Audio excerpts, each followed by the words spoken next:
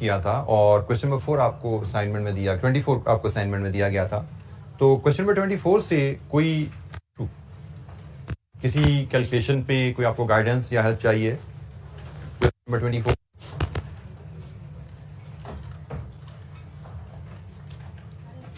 जी labour में third point में आप कहते हैं आपको फाइंड लिमिटेड क्वेश्चन का थर्ड पॉइंट, उसमें आपको हेल्प चाहिए। तो स्किल्ड लेबर की कॉस्ट और सेमी स्किल्ड लेबर की कॉस्ट यहां से शायद डिटरमिन होनी है। तो क्वेश्चन नंबर 24 में स्किल्ड और सेमी स्किल्ड लेबर की अगर हम बात करें तो हमें क्वेश्चन में बताया गया है, मैं आपको गलती करूं तो मुझे बताना जी, मुझे जो थोड़ी बहुत याद है चीज़ें उनके बेस पे करूं। हमें कहा गया है कि हमने जो करंट या लास्ट ईयर हमारा स्किल्ड लेबर पे टाइम लगा वो 10 मिलियन ओवर 125, कितने आवर बने जी? स्किल्ड लेबर पे कितने आवर लगे लास्ट ईयर हमारे?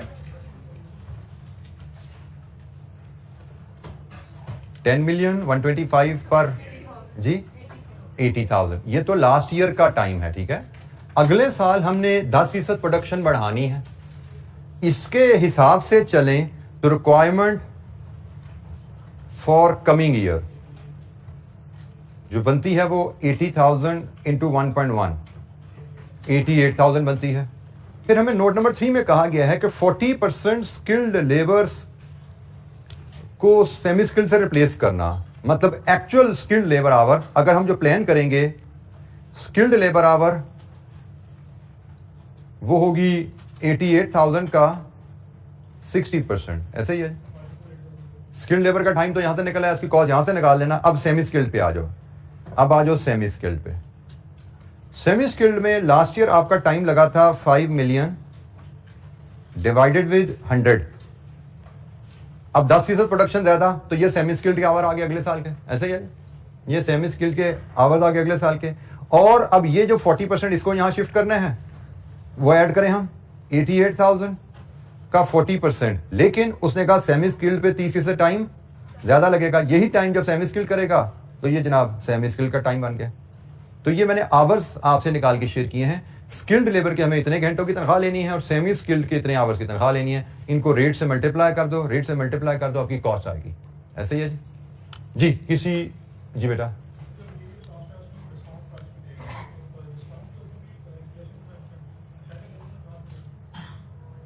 डिस्काउंट, बेटा इन्फ्लेशन प्राइसेस तो अगले साल की जो होंगी उस पर डिस्काउंट मिलेगा। जो प्राइसेस अगले साल की होंगी डिस्काउंट उस पर मिलेगा। मेरी वर्किंग तो यही कहती है जी जनाब। एनी क्वेश्चन, कोई और सवाल? अगले साल पहले हम मटेरियल की प्राइस डिटरमिन करेंगे, उस पर 5% डिस्काउंट मिलेगा। कोई और सवाल जी?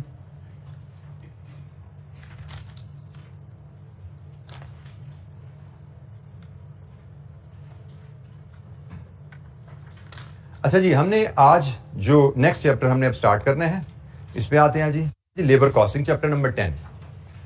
लेबर कॉस्टिंग के बारे में जो पास्ट पेपर इसकी जो पेयर्स है उस पर हमने पहले ही बात की थी जब हमने डिसीजन मेकिंग का एरिया स्टार्ट किया था। लेकिन मैं फिर आपको याद करा दूं, डिसीजन मेकिंग के एरिया के स्टार्ट में हमने बात की थी कि लेबर कॉस्टिंग जो मॉडल पेपर था ना उसमें 3 नंबर का पार्ट हमें आया था। 3 नंबर की वर्किंग हमें लेबर कॉस्टिंग के चैप्टर से आई थी। लेकिन जो रीसेंट अटेम्प्ट है उसमें 8 नंबर का सवाल हमें लेबर कॉस्टिंग से आया हुआ है। लेबर कॉस्टिंग में इस चैप्टर के बेसिकली 2 हिस्से हम कह सकते हैं बनते हैं। एक हिस्सा बेसिक लेबर के कॉन्सेप्ट के ऊपर है और एक हिस्सा एक एडवांस्ड वर्किंग के ऊपर है जिस पर लर्निंग कर्व का कॉन्सेप्ट कहते हैं। तो एग्जाम में हमें बेसिक लेवल की वर्किंग को ले भी 5, 7, 8 नंबर सवाल आ सकता है जैसे लेटेस्ट अटेम्प्ट में आया। और एग्जाम में हमें लर्निंग कर्व के कॉन्सेप्ट को लेके डिसीजन मेकिंग का सवाल में कैलकुलेशन आ सकती है जैसे शायद मॉडल पेपर में हमें दी गई। हमें दोनों अंदाज से क्वेश्चन ये लेबर कॉस्टिंग का टॉपिक टेस्ट किया जा सकता है। 3 से 5 नंबर डिसीजन मेकिंग के सवाल में वर्किंग दी जा सकती है। ये 5 से 8 नंबर का एक छोटा सा सवाल भी दिया जा सकता है जैसे लेटेस्ट अटेम्प्ट में दिया गया।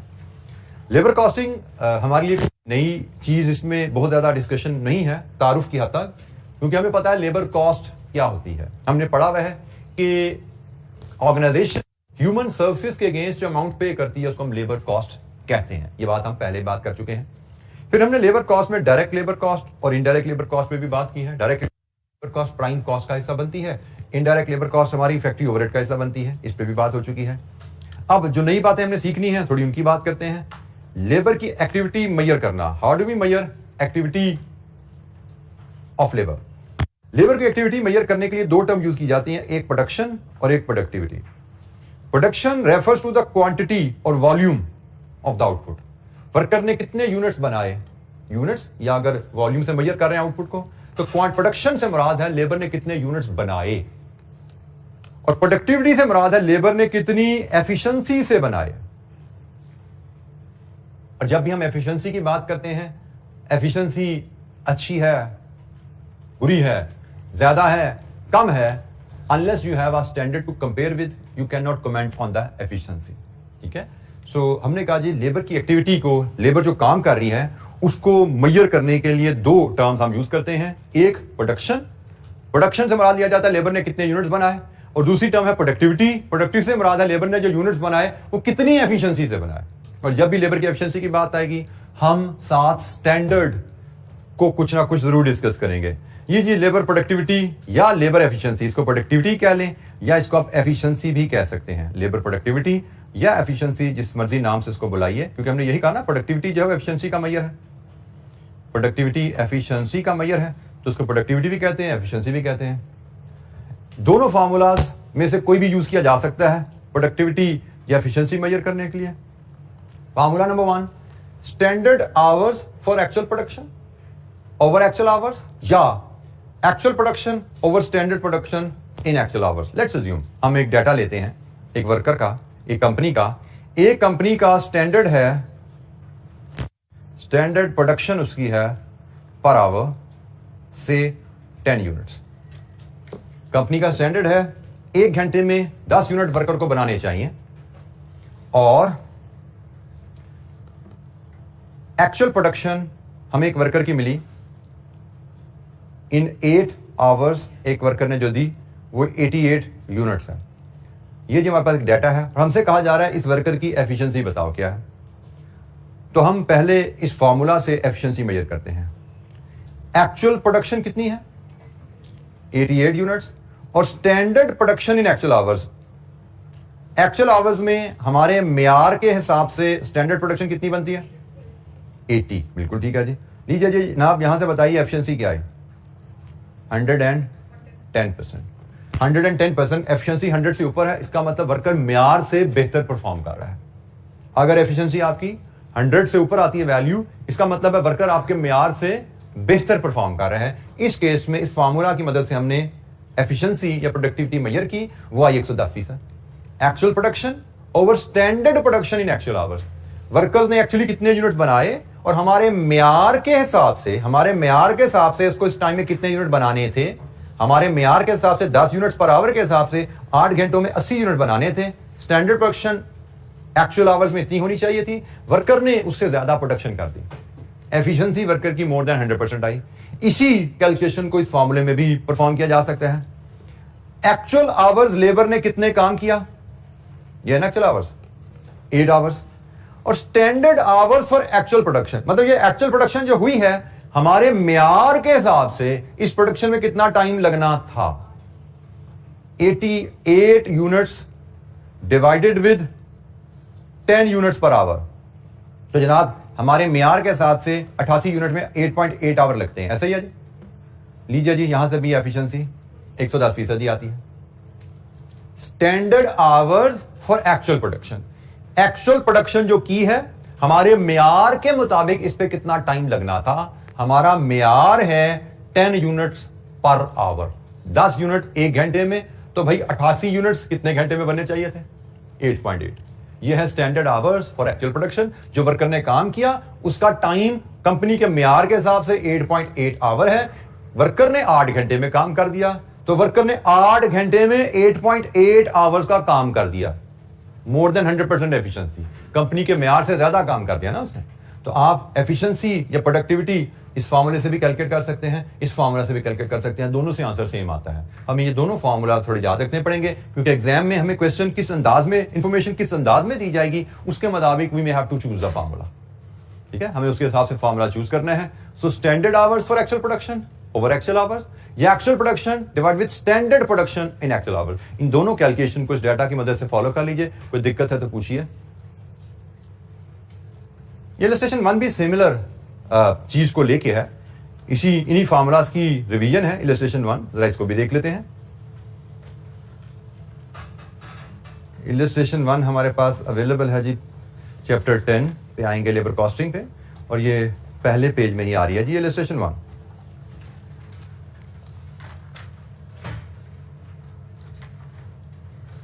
Mister Z is supposed to produce 8 units in every hour at work. 8 units per hour, ये सपोज से मुराद ये स्टैंडर्ड आ गया। दिस इज योर स्टैंडर्ड, आपका स्टैंडर्ड है 8 units per hour. During the week he made 344 units in 40 hours. ये actual production in actual time आ गई कि उसने 344 यूनिट बनाए 40 आवर्स में। रिक्वायरमेंट है calculate the productivity of mister जी। प्रोडक्टिविटी बनानी है, फार्मूलाज हमारे सामने ही आ रहे हैं, मैं इन्हीं फार्मूलाज में वैल्यूज फीड करके प्रोडक्टिविटी कैलकुलेट करता हूं। पहला ये फार्मूला इस्तेमाल करते हैं। एक्चुअल प्रोडक्शन कितनी है? 344 units, 44 units divided with standard production in actual hours, 40 hours into 8। तो जनाब ये 344 ओवर 320 इंटू 100 करें, एफिशिएंसी कितनी आई? 107.50%। ये जी एफिशिएंसी है इस बेसिक फार्मूला के मुताबिक।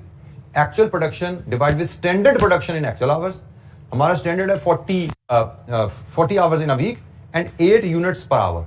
तो 320 यूनिट्स हमारे standard production in actual hours बनते हैं, और एक्चुअल प्रोडक्शन हमारी ज्यादा है, एफिशिएंसी मोर देन 100% है।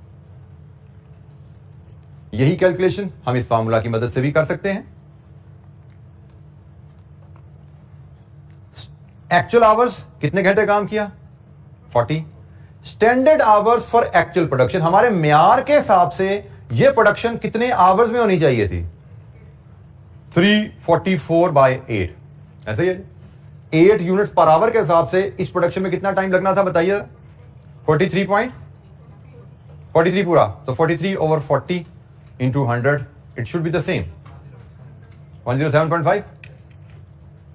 तो जनाब ये है जी कहानी हमारी प्रोडक्टिविटी की। इसको प्रोडक्टिविटी कह लीजिए, इसको एफिशिएंसी कह लीजिए, एक ही बात है। एफिशिएंसी 100% है, इसका मतलब वर्कर मेयार के मुताबिक काम कर रहा है। एफिशिएंसी 100% से ज्यादा है, इसका मतलब वर्कर मेयार से बेहतर काम कर रहा है। एफिशिएंसी 100 से कम है, इसका मतलब वर्कर कंपनी के स्टैंडर्ड से कम परफॉर्म कर रहा है, वो एफिशिएंसी कंपनी के मेयार से कम दे रहा है। सो प्रोडक्टिविटी या एफिशिएंसी 100% मतलब मीटिंग द टारगेट, ओवर 100% मतलब better than the target, less than 100% it means worse than the target. जी, any question? Productivity of the labour measure करने का तरीका।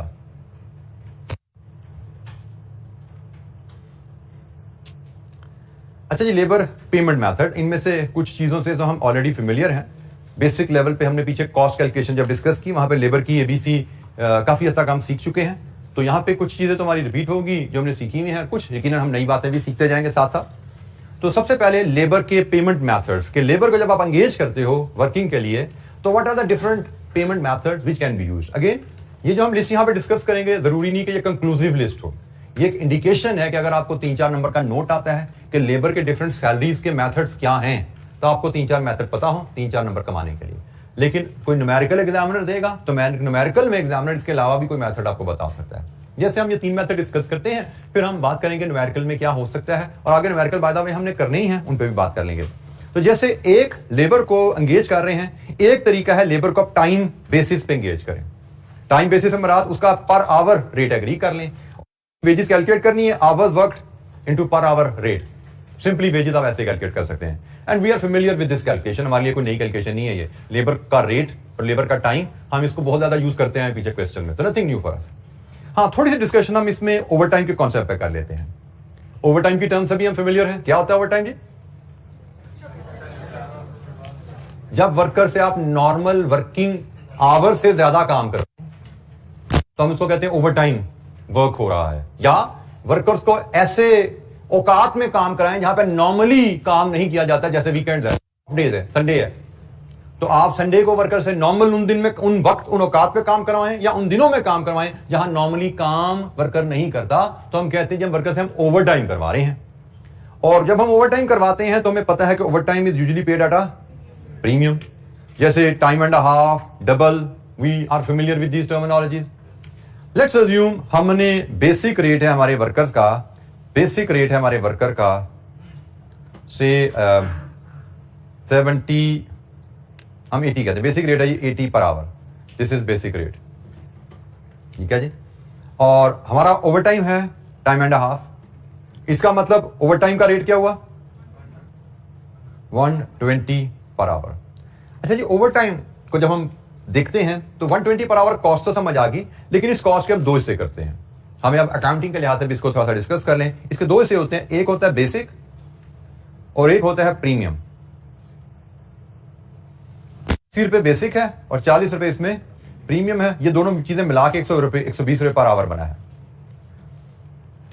सो ओवर टाइम जब भी वर्कर से काम करवाया जाएगा, over time will be paid at a premium, will be paid at a premium से मुराद बेसिक के अलावा वर्कर को प्रीमियम भी दिया जाएगा। तो जनाब ये over time payment with premium की लिए हमने एक छोटा सा डाटा अरेंज किया। बेसिक 80 रुपए है, प्रीमियम 40 रुपए है। अब इनकी अकाउंटिंग ट्रीटमेंट पे थोड़ी सी हम बात कर लें, क्योंकि बहरहाल कॉस्ट अकाउंटिंग में हमें सिर्फ कॉस्ट कैलकुलेट करना नहीं आना चाहिए, हमें इसकी अकाउंटिंग एंट्रीज भी हमने सीखनी होती हैं। तो बेसिक पे के बारे में तो हम क्लियर हैं, ये तो डायरेक्ट कॉस्ट होती है, ये तो डायरेक्ट कॉस्ट है, इसमें तो कोई क्वेश्चन नहीं है। और डायरेक्ट कॉस्ट की एंट्री आपको याद है क्या होती है? लेबर कॉस्ट जब इनकर की जाती है, debit wages account, credit bank या cash, debit wages account, credit bank. और फिर जो डायरेक्ट वेजेस होती हैं वो कहां जाती हैं? Debit work in process account, credit wages account. और जो इनडायरेक्ट वेजेस होती हैं वो कहां जाती हैं? Debit overhead, credit wages account. ठीक है क्या? तो आपकी जो वेजेस आप पे कर रहे हो उसमें डायरेक्ट वेजेस भी होती हैं, उसमें इनडायरेक्ट वेजेस भी होती हैं। डायरेक्ट वेजेस आपकी वर्किंग प्रोसेस को डेबिट होती हैं, इनडायरेक्ट वेजेस आपकी ओवरहेड अकाउंट को डेबिट होती हैं। ठीक हो गया? अब हम कह रहे हैं जी हम वर्कर को जब ओवर टाइम पे कर रहे हैं तो 120 पर आवर है। अब 120 पर आवर वेजेस अकाउंट को तो डेबिट हो गया, अब इसने आगे भी तो ट्रांसफर होना है ना, वर्किंग प्रोसेस में ओवरहेड में भी ट्रांसफर होना है। उसके लिए हमारे लिए जरूरी है कि हम समझ पाएं कि ये बेसिक और प्रीमियम की कहानी क्या है। तो बेसिक वेज के बारे में हम क्लियर हैं, ये तो डायरेक्ट ही है। 120 रुपए में से ये 80 है, ये तो डायरेक्ट ही होती है। लेकिन ये जो होती है ना आपका प्रीमियम, ये आपका डायरेक्ट भी हो सकता है या आपका इनडायरेक्ट भी हो सकता है। प्रीमियम जो आप पे कर रहे हैं ये डायरेक्ट कॉस्ट भी हो सकता है, इनडायरेक्ट कॉस्ट भी हो सकता है। ये डिपेंड करेगा कि जो प्रीमियम लग रहा है ये ओवर टाइम हम पे क्यों कर रहे हैं, why over time is paid. इस क्वेश्चन पे डिपेंडेंट है कि ये डायरेक्ट होगा या इनडायरेक्ट होगा प्रीमियम। बेसिक वेज के बारे में कोई क्वेश्चन नहीं है, ओवर टाइम में पे करो या नॉर्मल टाइम में पे करो, बेसिक वेज डायरेक्ट कॉस्ट है। क्वेश्चन आता है कि ओवर टाइम लगवाया तो ये जो प्रीमियम पे कर दिया इसको क्या ट्रीट करें, इसको डायरेक्ट ट्रीट करें या इनडायरेक्ट ट्रीट करें। तो रूल इज ओवर टाइम लगा क्यों, हमने ओवर टाइम पे क्यों किया। There are two possible causes, over time payment की दो पॉसिबल कॉजेस हो सकती हैं। Reason number 1, it is our routine, हमारी कंपनी की रूटीन है कि ओवर टाइम लगता ही लगता है। यहां पे कभी हमारी बिजली का फ्यूज उड़ जाता है, कभी हम स्टॉक आउट हो जाते हैं, जिसकी वजह से कस्टमर के ऑर्डर डिले हो रहे होते हैं, तो वर्कर से ओवर टाइम लगवा के हम पूरा करते हैं। जाहिर बात है मशीन टूट गई तो प्रोडक्शन रुक गई, तो कस्टमर का ऑर्डर डिले होने का चांस है। पुर्जा लगा के मशीन चला ली, कस्टमर को टाइम पे ऑर्डर देना है तो वर्कर भी तो चाहिए मशीन चलाने के लिए, तो वर्कर से रिक्वेस्ट करते हैं भाई ओवर टाइम लगा के प्रोडक्शन टाइम पे कर दो। तो अगर तो हमारी रूटीन है कि हमारी किसी इनएफिशिएंसी की वजह से, किसी ब्रेकडाउन की वजह से हमारा ओवर टाइम लगता ही लगता है, तो भाई उस केस में over time premium is indirect. When it is companies routine, जब यह कंपनी की रूटीन है ओवर टाइम लगाना, तो उस केस में ओवर टाइम प्रीमियम आपकी इनडायरेक्ट कॉस्ट होती है। लेकिन बात का ऐसा भी होता है कि आपके पास एक कस्टमर आया, उसने कहा जी 50 मुझे डेस्क बना दो। आपने कहा ठीक है जी 10 दिन लगेंगे, बन जाएंगे। उसने कहा जी 10 दिन नहीं, मुझे 6 दिन में चाहिए। आपने कहा जी 6 दिन बनाने, 6 दिन में चाहिए, तो फिर तो वर्कर से ओवर टाइम लगाना पड़ेगा। उसने कहा लगवा लें, ओवर टाइम लगवा लें, मुझे 6 दिन में दे दें, मुझे जरूरत है इसकी। मेरा से कोई कॉलेज की ओपनिंग है या मेरा कोई ऑडिटोरियम की ओपनिंग है, मुझे 6 दिन में चाहिए। तो अब वर्कर की स्पेसिफिक रिक्वेस्ट पे ओवर टाइम लगने जा रहा है। तो जब वर्कर की रिक्वेस्ट पे ओवर टाइम लगेगा तो ओवर टाइम प्रीमियम आपका फिर डायरेक्ट कॉस्ट बन जाता है। ठीक है? सो अगर कस्टमर की रिक्वेस्ट पे ओवर टाइम लगा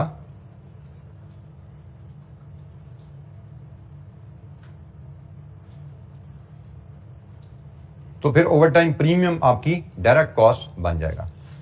हमने कहा कि भाई ओवर टाइम लगा क्यों, उस पर डिपेंड करेगा कि ओवर टाइम की ट्रीटमेंट क्या करनी, प्रीमियम की ट्रीटमेंट क्या करनी है। अगर ओवर टाइम हमने रूटीन में पे किया है तो उसके प्रीमियम को इनडायरेक्ट कॉस्ट ट्रीट करेंगे। अगर ओवर टाइम प्रीमियम हमने कस्टमर की रिक्वेस्ट पे किया है तो हम इसको डायरेक्ट कॉस्ट ट्रीट करेंगे। आई रिपीट, बेसिक पे 80 रुपए पर आवर, उस पर कोई क्वेश्चन नहीं है, वो तो डायरेक्ट है। क्वेश्चन है ये प्रीमियम जो हमने पे किया 120 रुपए पर आवर बना दिया, इसमें जो 40 रुपए इसकी ट्रीटमेंट क्या करनी है वो डिपेंड कर रहा है। सो टाइम रेट की डिस्कशन हमने की। वेजेस को पेमेंट करने का एक तरीका है, उसको टाइम बेसिस पे पेमेंट करो। टाइम बेसिस की पेमेंट के साथ हमने ओवर टाइम के कॉन्सेप्ट को भी डिस्कस किया। Any question? बेटा direct cost, all direct cost are variable. वैसे तो प्रीमियम वेरिएबल ही है, प्रीमियम तो वेरिएबल है, पर आवर पे हो रहा है ना, it is a variable. Indirect में वेरिएबल कॉस्ट भी तो होती है बेटा, वेरिएबल ओवरहेड भी होते हैं और फिक्स ओवरहेड भी होते हैं। प्रोडक्शन ओवरहेड में वेरिएबल भी होते हैं, प्रोडक्शन ओवरहेड में वेरिएबल फिक्स दोनों ओवरहेड्स होते हैं। हाँ, डायरेक्ट कॉस्ट के बारे में पता है कि वो सिर्फ वेरिएबल होती है, उसमें कोई फिक्स कॉस्ट नहीं होती। Direct cost is only variable cost. जी कोई सवाल? अच्छा जी, दूसरा वेजेस का मेथड है piece rate method. Piece rate method भी बड़ा सिंपल है, इस पे भी हमारी बात हुई है कि आप वर्कर को पर यूनिट एग्री कर लो, पर यूनिट एग्री कर लो कि भाई जितने यूनिट बनाओगे पर यूनिट के हिसाब से हम आपको 200 रुपीज पर यूनिट पे करेंगे। जितने यूनिट्स एक दिन में बनाओगे इंटू 200 करके हमसे सैलरी ले लेना। एक ये भी तरीका है। टाइम बेसिस पे एंगेज कर सकते हैं आप, piece work piece rate basis पे एंगेज कर सकते हैं। और तीसरा method piece work with guaranteed wage. इस पे भी हमारी बात कहीं जब हम डिस्कशन कर रहे थे परमानेंट और टेम्परेरी लेबर की, वहां पे ये मेथड भी हमने डिस्कस किया हुआ है कि जी वर्कर बात का कहते हैं जी आप मुझे पीस रेट पे हायर कर रहे हो और आपको अगर ऑर्डर ही कोई नहीं आया तो मैं तो फारिग बैठ के आ जाऊंगा, मेरी कमाई का क्या होगा? तो आप उसको गारंटीड वेज दे देते हो। नहीं भाई, काम हो या ना हो हम आपको से 1000 रुपया पर डे पे करेंगे। काम होगा तो उसका 50 रुपए पर यूनिट लेदा है, काम नहीं है तो 1000 रुपया पर डे आपको पे करेंगे। तो piece work with guaranteed wage ये भी एक पेमेंट का मेथड होता है और काफी रूटीन में वर्कर के साथ चलता है। एग्जाम्पल इसकी एक हमारे पास है, बड़ी सिंपल सी एग्जाम्पल है, इसको हम वॉक थ्रू कर लेते हैं। Zara Limited का case. Zara is paid ₹50 for each unit produced with a guaranteed wage of 4,000 for a 40-hour week। 50 rupees per unit है और 4,000 पर वीक की गारंटीड सैलरी भी है, 40 hour a week. For a series of 4 weeks of the month, she produced 150, 170, 190 to 20 units। 4 हफ्तों में उसने weekly production क्या की? हमसे कहा गया जी calculate total amount for the month. उसकी महीने की सैलरी बनाओ क्या है? तो जनाब वीक 1 की सैलरी उसकी क्या बनेगी?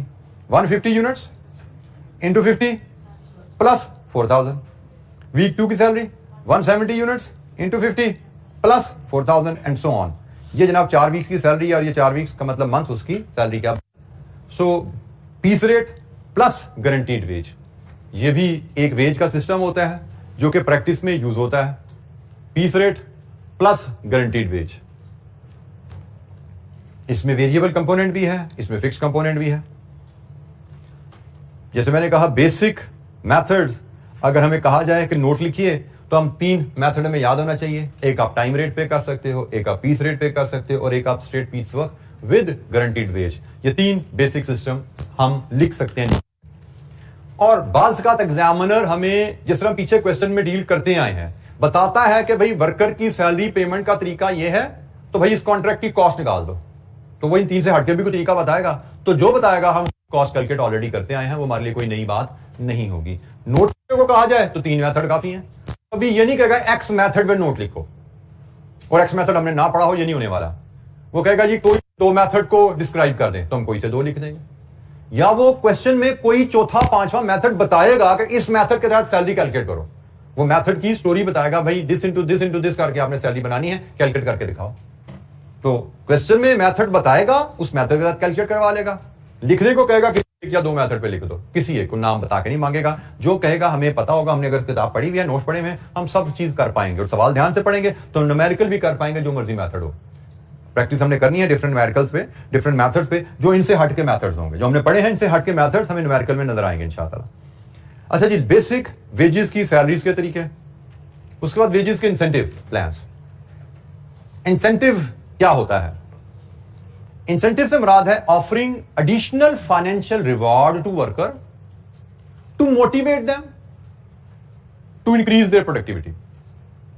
वर्कर्स को एडिशनल रिवॉर्ड दिया जाए ताकि वो मोटिवेट हो जाएं और अपनी प्रोडक्टिविटी बढ़ाएं, एफिशिएंसी बढ़ाएं, मतलब सेम टाइम में ज्यादा यूनिट्स बनाएं। ये हमारा मकसद होता है फाइनेंशियल इंसेंटिव प्लान ऑफर करने का।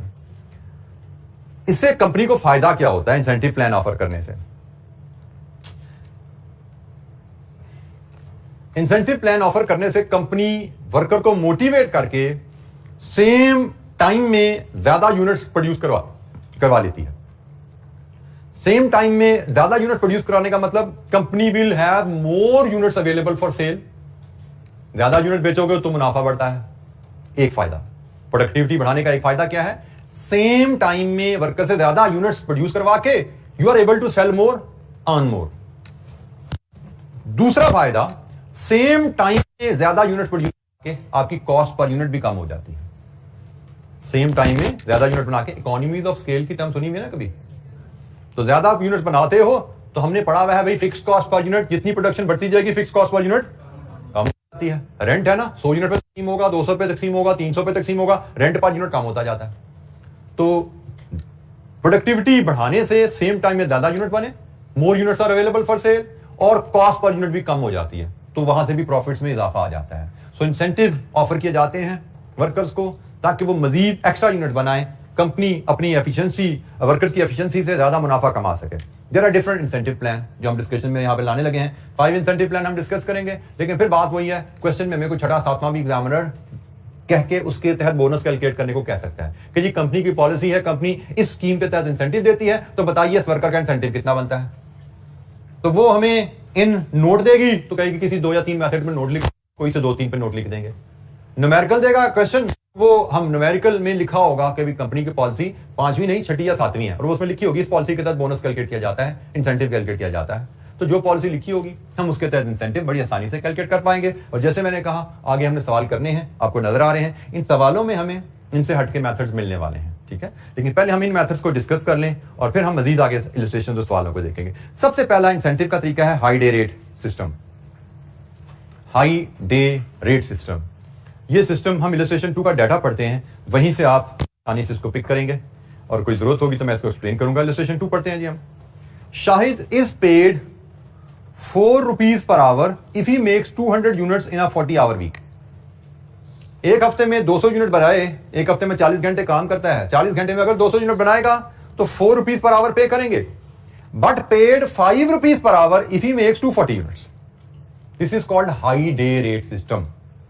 कि भाई जिस दिन आपकी प्रोडक्शन म्यार से ज्यादा होगी उस दिन रेट आपका बेसिक से ज्यादा होगा। बेसिक रेट क्या है? 200 यूनिट्स अगर हफ्ते में बनाओगे तो 4 पर आवर, ये बेसिक है। हाई डे रेट सिस्टम, जिस दिन आपकी प्रोडक्टिविटी म्यार से ज्यादा है या जिस हफ्ते आपकी प्रोडक्टिविटी म्यार से ज्यादा है उस हफ्ते आपका रेट भी म्यार से ज्यादा होगा। हाई डे रेट सिस्टम के सेम टाइम में अगर आप ज्यादा यूनिट बना लोगे you will be paid at a higher rate. Basically incentive है ना ये। हमने क्या पढ़ा था? इंसेंटिव क्या है? Financial reward of to increase productivity. तो ये रिवॉर्ड ऑफर है, अभी 4 की जगह 5 रुपए पर आवर पे करेंगे अगर आप यूनिट्स 200 की जगह 240 बनाओ एक हफ्ते में। This is financial reward offer to increase productivity. Same time में 240 यूनिट बना लो, 5 रुपए पर आवर ले लेना, लेकिन इसी टाइम में आपने 200 यूनिट बनाए तो 4 रुपए पर आवर है। This is called high day rate system. जिस दिन, जिस वीक में आपने म्यार से ज्यादा प्रोडक्शन की, प्रोडक्टिविटी आपकी म्यार से ज्यादा रही, मतलब 100% से ऊपर हुई, तो आपको एक सर्टेन अमाउंट, हायर अमाउंट से रेट पे पेमेंट होगी। अच्छा, मैं इसमें छोटी छोटी कैलकुलेशन इसमें कहा गया है, मैं कैलकुलेशन यहीं पे अगर आपसे शेयर करूंगा। इन बोथ केसेस, उसने कहा जी दोनों केसेस में, मतलब 200 यूनिट बनाए और 240 यूनिट बनाए, इन दोनों केसेस में amount to be paid to Shahid बताओ। तो जनाब अगर वो 200 यूनिट बनाएगा तो अमाउंट पे होगी 40 इंटू 4, 160, और अगर वो 240 यूनिट बनाएगा तो अमाउंट पे होगी 40 इंटू 5, 200। दोनों केसेस में उसकी सैलरी क्या बनती है? अगर वो 200 यूनिट बनाएगा तो 40 इंटू 4 है, अगर वो 240 यूनिट बनाएगा तो 40 इंटू 5 है। ये उसकी वीकली सैलरी बनती है। Amount to be paid to Shahid weekly data है। Case number 2, labour cost per unit. दोनों केसेस में लेबर कॉस्ट पर यूनिट बताइए। तो जनाब पहले केस में 160 हम पे कर रहे हैं, यूनिट्स कितने बन रहे हैं 200, तो लेबर कॉस्ट पर यूनिट 0.8। दूसरे केस में हम उसको 200 पे कर रहे हैं और यूनिट बन रहे हैं 240, it is 0.83। On the face of it हमें यहां पे नजर आ रहा है कि increase in labour cost per unit, ऐसा ही है। कितना इंक्रीज है 0.03, 3 पैसे का इजाफा है। जब हम लेबर को इंसेंटिव ऑफर कर रहे हैं तो चांसेस आर देयर लेबर को इंसेंटिव ऑफर करने से लेबर कॉस्ट पर यूनिट बढ़ जा सकती है, जैसे यहां पे नजर आ रही है। लेबर को इंसेंटिव ऑफर करने से लेबर कॉस्ट पर यूनिट बढ़ सकती है, जैसे यहां पे बढ़ती नजर आ रही है। लेकिन अब आप आइए थर्ड पार्ट के ऊपर, conversion cost per unit calculate करनी है जी हमें। ये हमने लेबर कॉस्ट कैलकुलेट की थी, अब conversion cost. If the production overhead is recorded at the rate of 40 पर labour our, conversion cost per unit बताइए। कन्वर्जन कॉस्ट पर यूनिट क्या होती है जी? कन्वर्जन कॉस्ट पर यूनिट क्या होती है? लेबर प्लस ओवरहेड्स, ऐसा ही है जी। तो हम पहले ओवरहेड कॉस्ट पर यूनिट निकालते हैं, फिर इसमें हम लेबर कॉस्ट ऐड कर देंगे, यही होती है ना कन्वर्जन कॉस्ट। तो हम इसको थोड़ी सी प्रेजेंटेशन इसकी तरह उड़ता देखते हैं। पहले हम ओवरहेड कॉस्ट निकाल लेते हैं। केस नंबर 1 की ओवरहेड कॉस्ट 4 रुपए पर आवर के हिसाब से, 4 रुपए इंटू 40, 160 पहले केस में ओवरहेड बने और पहले केस में 200 यूनिट्स बनाए, कितना बना जी 0.8। दूसरे केस में ओवरहेड तो भाई वही रहेंगे ना, ओवरहेड तो नहीं बदलने वाले, लेकिन यूनिट्स बन गए 240, तो पर आवर कितना हुआ 0.67। हमसे कहा गया है कन्वर्जन कॉस्ट बताओ, तो कन्वर्जन कॉस्ट होती है जनाब, लेबर ऐड कर दो, लेबर ऐड कर दो, तो कन्वर्जन कॉस्ट पर यूनिट कितनी बनी? इस केस में 1.60, इस केस में 1.50। हमने लेबर को इंसेंटिव दिया, इंसेंटिव ऑफर करने से लेबर कॉस्ट तो बढ़ जाती है 3 पैसे से, लेकिन इंसेंटिव ऑफर करने से हायर प्रोडक्शन की वजह से ओवरहेड कॉस्ट में 13 पैसे की कमी आ गई। इंसेंटिव ऑफर करने की वजह से लेबर कॉस्ट में 3 पैसे का इजाफा है, ओवरहेड में 13 पैसे की कमी है, इसीलिए कन्वर्जन कॉस्ट में 10 पैसे की नेट सेविंग है। कॉस्ट पर यूनिट में, कन्वर्जन कॉस्ट पर यूनिट में 10 पैसे की नेट सेविंग है। तो इंसेंटिव ऑफर करने का जो मकसद होता है वो यही है कि आप अपनी कॉस्ट पर यूनिट को लोअर कर पाते हो। इंसेंटिव ऑफर करके कॉस्ट पर यूनिट को लोअर कर पाते हो। लेबर कॉस्ट इंसेंटिव की वजह से शायद मार्जिनली बढ़ जाए, शायद मार्जिनली बढ़ जाए, लेकिन ओवरहेड यकीनन कम होता है, क्योंकि सेम 40 घंटे में जब ज्यादा यूनिट बन गए तो ओवरहेड का ताल्लुक तो टाइम से जनरली होता है ना। बिजली कितनी देर चली, ओवरहेड का ताल्लुक जनरली टाइम से होता है। तो जनाब उसी टाइम में जब ज्यादा यूनिट्स आप बना लेते हो तो उसी खर्चे को ज्यादा यूनिट पर तकसीम करते हो तो ओवरहेड कॉस्ट पर यूनिट कम हो जाती है। ये इंसेंटिव का मेन ऑब्जेक्टिव होता है, कॉस्ट पर यूनिट को लोअर करना, वर्कर की एफिशिएंसी बढ़ाई जाए। वर्कर की एफिशिएंसी जब बढ़ेगी तो कॉस्ट पर यूनिट ओवरऑल लो हो जाती है। जी कोई सवाल? हम इंसेंटिव प्लान्स को डिस्कस कर रहे हैं, हम कैसे वर्कर को एडिशनल फाइनेंशियल रिवॉर्ड ऑफर करके उनकी मोटिवेशन बढ़ा के प्रोडक्टिविटी इंप्रूव कर सकते हैं। प्रोडक्टिविटी इंप्रूव करने का फायदा क्या है? हम कॉस्ट पर यूनिट में सेविंग ला सकते हैं। लेबर कॉस्ट में हो सकता है इजाफा नजर आए, लेकिन ओवरहेड में ज्यादा कमी की वजह से overall cost per unit reduce हो जाती है वर्कर को इंसेंटिव ऑफर करने के नतीजा में। जी जनाब, एनी कोई सवाल? ये हमने डिस्कस की इलस्ट्रेशन नंबर 2 पेज 351 की सिंपल सी कैलकुलेशन थी, मैंने यहीं पे आपसे बोर्ड पे शेयर कर लिया। अदरवाइज सोल्यूशन तो चैप्टर एंड पे हमारे पास अवेलेबल होते हैं।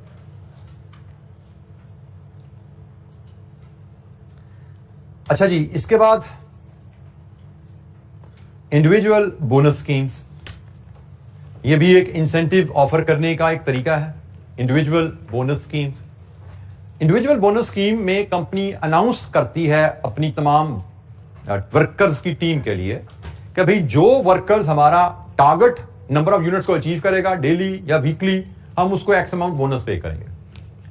इंडिविजुअल बोनस स्कीम हर इंडिविजुअल को उसके पर्सनल टारगेट्स अचीवमेंट पे दिया जाता है, लेकिन इंडिविजुअल बोनस स्कीम सिर्फ उन्हीं ऑर्गेनाइजेशन में काम करता है, ये स्कीम वहीं पे काम करेगी जहां पे एक individual is responsible for the whole production process.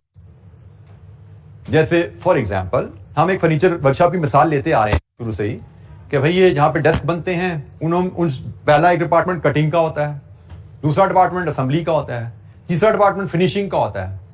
अब यहां पे अगर मैं कह दूं कि भाई जो वर्कर हफ्ते के 100 यूनिट्स बनाएगा उसको बोनस मिलेगा, अब मैं ये अनाउंस कर दिया और मेरा सबसे एफिशिएंट वर्कर बैठा हुआ है फिनिशिंग डिपार्टमेंट में, क्या फिनिशिंग डिपार्टमेंट का वर्कर 100 यूनिट्स बना सकता है अगर कटिंग वाले और असेंबली वाले सुस्त है? तो इसका मतलब इंडिविजुअल बोनस स्कीम ऑफर करने का फायदा नहीं ना हुआ। इंडिविजुअल बोनस स्कीम वहां पे ऑफर की जाएगी जहां पे एक वर्कर खुद इंचार्ज है अपने काम का फुली और किसी और डिपार्टमेंट की परफॉर्मेंस की वजह से उसकी परफॉर्मेंस नहीं अफेक्ट होती। जैसे मैंने मिसाल दी कि एक प्रोडक्ट ने कटिंग से असेंबली में जाना है, असेंबली से फिनिशिंग में जाना है, यहां पे इंडिविजुअल बोनस काम नहीं करेगा। इंडिविजुअल बोनस आपका काम करेगा, जैसे हमने कहा जी एक वर्कर है, कटिंग भी उसने करनी है, असेंबली भी उसने करनी है, फिनिशिंग भी उसने करनी है, उसको आप अनाउंस करो कि भाई आपकी सैलरी तो है 20,000 रुपए महीने का, सैलरी 20,000 महीने है, लेकिन अगर आपने एक महीने में 100 डाइस बना दिए तो आपको 50 रुपए पर डाइस बोनस मिलेगा। इंडिविजुअल बोनस स्कीम, सैलरी है 20,000 रुपए महीना, लेकिन अगर आपने 50 डाइस बनाए तो 100 × 50 बोनस मिलेगा। इंडिविजुअल बोनस के लिए टारगेट दे दिया, अब इंसेंटिव है ज्यादा से ज्यादा प्रोडक्शन के लिए। Individual bonus scheme. Group bonus scheme वहां पे दी जाएगी जैसे मैंने आपको मिसाल दी, कटिंग, असेंबली, फिनिशिंग, इस पूरी टीम को हम बुलाएंगे भाई आपने महीने के 200 डेस्क बना दिए तो सैलरी के अलावा 50 रुपए पर डेस्क हर वर्कर को बोनस मिलेगा। अब सब ऑन बोर्ड है, असेंबली, कटिंग और फिनिशिंग। अब अगर कोई डिपार्टमेंट सुस्त चल रहा होगा, दूसरा डिपार्टमेंट उसकी मदद को आएगा, भाई जल्दी भेज हमारा काम रुक रहा है। मतलब ऐसा नहीं होगा कि इंडिविजुअल बोनस में ना हर बंदा अपने काम से गज रखेगा, बाकी क्या कर रहे हैं मैटर नहीं करता मुझे, क्योंकि मैं रिस्पॉन्सिबल हूं अपने काम का, मुझे अपने काम के नतीजे में रिवॉर्ड मिलना है। लेकिन ग्रुप बोनस में ऐसा नहीं है, हम सब मिलके काम अच्छा करेंगे, टारगेट हासिल करेंगे तो बोनस मिलेगा, मेरे अकेले के अच्छा काम करने से फर्क नहीं पड़ने वाला। अब फिनिशिंग वाला जितना मर्जी जोर लगा ले, अगर कटिंग वाले ने और असेंबली वाले ने यूनिट से नहीं आगे भेजे तो वो क्या कर लेगा? तो भाई अगर उस तक यूनिट नहीं पहुंचे वो भाग के पीछे आएगा असेंबली के बाद, कहां रुक रहा है भाई काम, वो पीछे कटिंग के पास जाएगा, भाई मेरी मदद क्यों होता है मुझे बताओ एज अ टीम। तो ग्रुप बोनस हम वहां पे ऑफर करते हैं जहां पे team is responsible for the work. जी एनी क्वेश्चन, कोई सवाल? Group bonus and individual bonus scheme. जी बेटा प्रेफरेबल दोनों में से क्या है, दैट डिपेंड्स आपका प्रोडक्शन प्रोसेस कैसा है। जैसे मैंने कहा अगर आपका प्रोडक्शन प्रोसेस है कि एक ही वर्कर कटिंग कर रहा है, असेंबली कर रहा है, फिनिशिंग कर रहा है, तो individual bonus scheme is good enough. आपका मकसद तो है ना वर्कर ज्यादा से ज्यादा अपनी प्रोडक्टिविटी बढ़ाए, तो एक इंडिविजुअल और उसको उसका रिवॉर्ड मिले, तो आपको यहां पे इंडिविजुअल बोनस स्कीम काम करेगी। लेकिन अगर हम कह रहे हैं डिफरेंट डिपार्टमेंट्स मिलकर बना रहे हैं, वहां पे इंडिविजुअल बोनस स्कीम काम ही नहीं करेगी। बेटा नेचर ऑफ वर्क पे डिपेंड करेगा कि आपको इंडिविजुअल बोनस ऑफर करना है या ग्रुप बोनस ऑफर करना है, ठीक है?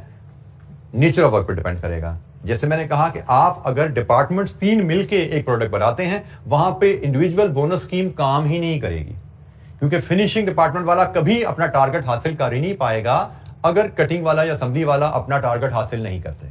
लेकिन जब एक वर्कर एक प्रोडक्ट बनाने के लिए फुली रिस्पॉन्सिबल है, तो यहां पे आपका इंडिविजुअल बोनस स्कीम काम करेगी, ठीक है? तो ये आपकी प्रोडक्शन के प्रोसेस पे डिपेंड करेगा कि आपकी कंपनी के लिए क्या सूटेबल है, इंडिविजुअल बोनस स्कीम या ग्रुप बोनस स्कीम। जी एनी क्वेश्चन? अच्छा जी, profit sharing scheme. Profit sharing scheme में आप वर्कर्स को X% of profit as incentive announce करते हैं कि जी हमारी कंपनी सालाना जो मुनाफा कमाएगी उसका X% हम वर्कर में बांटेंगे। अब वर्कर को जब पता लगा कि कंपनी के प्रॉफिट में हमारा है, तो उनकी कोशिश होगी कि हम कंपनी के प्रॉफिट्स में इजाफे के लिए ज्यादा से ज्यादा कंट्रीब्यूट करें, और उसके लिए इनको क्या करना पड़ेगा? प्रोडक्टिविटी बढ़ानी पड़ेगी। ज्यादा प्रोडक्टिविटी से काम करेंगे, ज्यादा यूनिट्स बना पाएंगे फॉर सेल, ज्यादा प्रोडक्टिविटी से काम करेंगे, कॉस्ट पर यूनिट कम हो जाएगी, तो कंपनी के प्रॉफिट बढ़ेंगे। अब वर्कर्स का अपना फायदा है प्रोडक्टिविटी बढ़ाने में। मकसद तो हमारा यही था ना कि वर्कर को फाइनेंशियल रिवॉर्ड ऑफर किया जाए ताकि वो प्रोडक्टिविटी बढ़ाए। तो हम फाइनेंशियल रिवॉर्ड ऐसे भी दे सकते हैं, ऐसे भी दे सकते हैं, ऐसे भी दे सकते हैं। Profit sharing is another option, हम यहां से भी उनको फाइनेंशियल रिवॉर्ड ऑफर कर सकते हैं। मकसद हमारा है कि वो फाइनेंशियल रिवॉर्ड के लालच में प्रोडक्टिविटी बढ़ाएं। तो profit sharing scheme is another option. और आखिरी ऑप्शन यहां पे शेयर इंसेंटिव स्कीम है। Share incentive scheme generally generally ये ऑफर की जाती है सीनियर लेवल मैनेजमेंट को, बाकी सारी चीजें नहीं वर्कर्स को ऑफर की जाती हैं। Share incentive scheme generally workers को ऑफर नहीं की जाती, ये सीनियर लेवल मैनेजमेंट मतलब सीएफओ के लिए, जीएम मार्केटिंग के लिए, जीएम सेल्स या जीएम प्रोडक्शन के लिए उनकी ऑफर होती है। और जनरली शेयर इंसेंटिव स्कीम के साथ दो टारगेट्स रखे जाते हैं। एक कंपनी के ग्रोथ के टारगेट कि जी कंपनी सालाना 10% से ग्रो करे, और दूसरा स्टाफ की रिटेंशन का टारगेट, और आप हमारे साथ कम से कम 5 साल काम करें। मतलब सीएफओ को कहा जा रहा है, डायरेक्टर सेल्स को, जीएम सेल्स को कहा जा रहा है कि कम से कम 5 साल आपने हमारे साथ काम करना है, और हर साल हमारी कंपनी ने अगर 10% की ग्रोथ ली तो हम आपको 10,000 शेयर कंपनी के एज अ बोनस देंगे। तब आपने सीनियर मैनेजमेंट को टारगेट दिया कि भाई आपने कंपनी को तरक्की भी करवानी है और आपने हमारे साथ चलना भी है। ये स्टाफ रिटेंशन के लिए बड़ी एक यूजफुल टूल होता है कि स्टाफ को आप रिटेन कर पाते हैं, कि क्योंकि स्टाफ का टर्नओवर जो है ना इदारे के लिए इतना अच्छा नहीं होता। आपका मकसद स्टाफ को सिर्फ उनकी प्रोडक्टिविटी बढ़ाना नहीं है, उनकी रिटेंशन पे भी काम करना होता है। तो share incentive scheme senior level management की रिटेंशन के लिए एक बड़ा अच्छा टूल है, यूजफुल टूल है। हमने उनको रिटेंशन के लिए साथ लिंक किया, और साथ उनको रिटेंशन के साथ साथ हमने उनको परफॉर्मेंस पे भी लिंक किया कि कंपनी ने भी 10% सालाना से ग्रो करना है, कंपनी तरक्की करे और आप भी हमारे पास रहें। मतलब आप हमारे पास रह के कंपनी की तरक्की के लिए जोर लगाते रहे, तो अगर आप 5 साल रुके रहे और कंपनी सालाना 10% से ग्रो करती रही, कम से कम हम आपको 10,000 शेयर 20,000 शेयर जितने भी एग्री करेंगे आपको एज अ बोनस देंगे। तो this is share incentive scheme generally use for high level management. बाकी तो हम वर्कर्स की बात कर रहे थे, ये सीनियर लेवल मैनेजमेंट के लिए यूज होता है ये टूल। जी एनी क्वेश्चन, कोई सवाल? अच्छा जी, इंसेंटिव स्कीम्स को लेके एक इलस्ट्रेशन हमारे पास, इलस्ट्रेशन 3। हम पूरी तो नहीं इलस्ट्रेशन करेंगे, इसका सिर्फ एक पार्ट हम डिस्कस करेंगे इलस्ट्रेशन 3 का।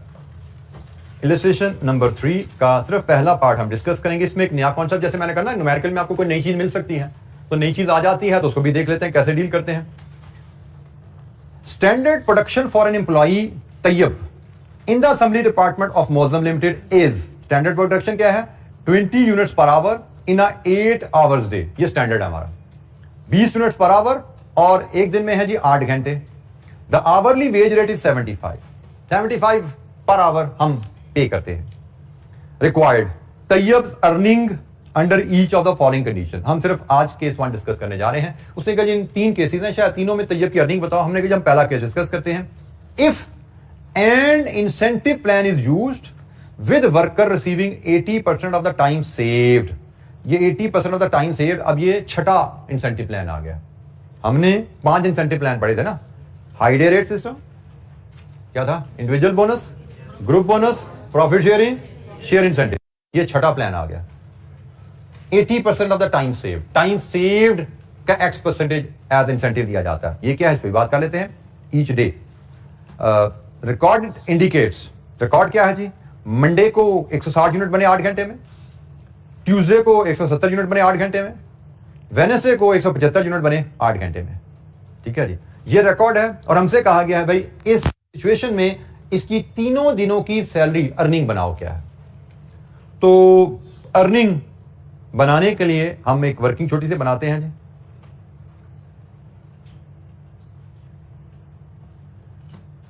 इलस्ट्रेशन नंबर 3, टाइम सेव्ड कैसे निकाला जाता है? टाइम सेव्ड से मुराद है standard time for actual production, इसमें से लेस कर दें आप अगर एक्चुअल टाइम, तो आपको जो वैल्यू मिलती है वो टाइम सेव्ड की वैल्यू मिलती है, जिस पे आपका बोनस कैलकुलेट हो रहा है। ठीक है जी। और 3 दिनों का डाटा है, तो हम यहां पे 3 कॉलम बना लेते हैं जी, Monday, Tuesday and Wednesday.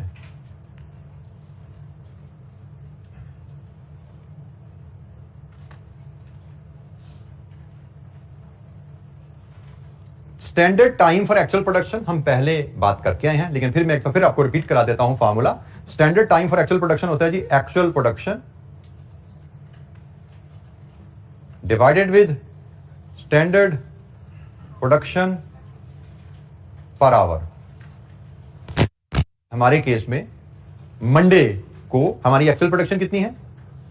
Monday को एक्चुअल प्रोडक्शन कितनी है? 160, और स्टैंडर्ड प्रोडक्शन पर आवर कितनी है? 8। इसका मतलब standard time for actual production, sorry 28 नहीं 20, standard production per hour is, standard production per hour is, second tense में पढ़िए 20 यूनिट्स पर आवर है, सही है ना। तो इसका मतलब 160 यूनिट बनाने के लिए हमें जो स्टैंडर्ड टाइम अलाउड था वो है 8 घंटे। ट्यूसडे को एक्चुअल प्रोडक्शन 170 ओवर 20 8.50। वेडनेसडे को एक्चुअल प्रोडक्शन 175 ओवर 20 8.75। तो जनाब ये है standard time for actual production. हमने जो एक्चुअल प्रोडक्शन की है उसके लिए हमें कितना टाइम अलाउड है कंपनी की तरफ से। मंडे को 160 यूनिट बनाए, 160 यूनिट के लिए हमें 8 घंटे कंपनी की तरफ से इजाजत थी इस्तेमाल करने की। ट्यूसडे को हमने 170 यूनिट्स बनाए, 170 यूनिट्स बनाने के लिए हमें 8.5 घंटे की इजाजत थी 20 यूनिट पर आवर के साथ, है ना। और वेडनेसडे को हमने 175 यूनिट बनाए, हमें 8.75 आवर्स इस्तेमाल करने की इजाजत थी। एक्चुअल टाइम, हमने एक्चुअल टाइम कितना लिया मंडे को, ट्यूसडे को, वेडनेसडे को, हमने तो तीनों दिन 8 घंटे काम किया। इसका मतलब हमने कंपनी का टाइम सेव किया है। हमने ट्यूसडे एंड वेडनेसडे में, मंडे में कोई टाइम सेव नहीं हुआ, यहां पे 0.5 आवर सेव किया, यहां पे 0.75 आवर सेव किया, सही है। यह है टाइम सेव्ड। टाइम सेव्ड से मुराद क्या है, standard time for actual production minus actual time, time saved आ गया। कंपनी की पॉलिसी है टाइम सेव्ड का 80% बोनस दिया जाता है। तो टाइम सेव्ड का 80% बोनस मतलब ₹75 पर आवर के हिसाब से 80% टाइम सेव्ड का, और 75 पर आवर के हिसाब से बोनस कितना बना जी, पहले दिन 0, दूसरे दिन 30, तीसरे दिन 45, ये बोनस है। और उसके बाद बेसिक सैलरी भी तो ऐड करें, हमने तो अर्निंग बनानी है। तो बेसिक सैलरी उसकी बनेगी जो काम किया एक्चुअल और जो रेट है उससे मल्टीप्लाई कर दें, A इंटू B, और यहां से हमें फिर अर्निंग्स मिल जाएगी, डेली अर्निंग्स मिलेगी। तो A इंटू B कितना बनता है जी, A 8 इंटू 75, तीनों दिन सेम है ना, 600 600 600। अर्निंग हुई मंडे को 600, ट्यूसडे को 630 और वेडनेसडे को 645। टाइम सेव्ड का 80% तनख्वाह बोनस बन गई, टाइम सेव्ड का 80% तनख्वाह बोनस बन गई। और बेसिक तनख्वाह तो देनी है, एक्चुअल टाइम जो काम किया उसकी बेसिक तनख्वाह, तो ये बोनस है जी, और ये उसकी बेसिक तनख्वाह है, ये टोटल अर्निंग आ गई। सो टाइम सेव्ड पे बोनस देना ये भी एक पॉलिसी है। जैसे हमने 5 मेथड पीछे बोनस के पढ़े थे, ये 6ठा मेथड आ गया बोनस का, टाइम सेव्ड पे बोनस कैलकुलेट करना। तो टाइम सेव्ड कैसे लिया जाता है, उस पे बोनस कैसे कैलकुलेट किया जाता है पर पॉलिसी। जैसे मैंने कहा एग्जामिनर क्वेश्चन में मुझे 6ठा 7वां मेथड देगा ना, तो मेथड बताएगा कि इस मेथड से कैलकुलेट करो। बस इसमें टाइम सेव की कैलकुलेशन नहीं थी, वो हमने सीख ली जी। नहीं क्वेश्चन? अच्छा जी, आज के लिए इतना ही। बाकी इंशाअल्लाह इसके नेक्स्ट पार्ट भी कल करेंगे, और आगे इलस्ट्रेशंस और पास्ट पेपर के क्वेश्चन भी हमारे पास हैं। यहां तक जो हमारी डिस्कशन हुई इसको लेके कल इंशाअल्लाह क्वेश्चंस करेंगे और आगे डिस्कशन को कैरी करेंगे। अस्सलाम वालेकुम।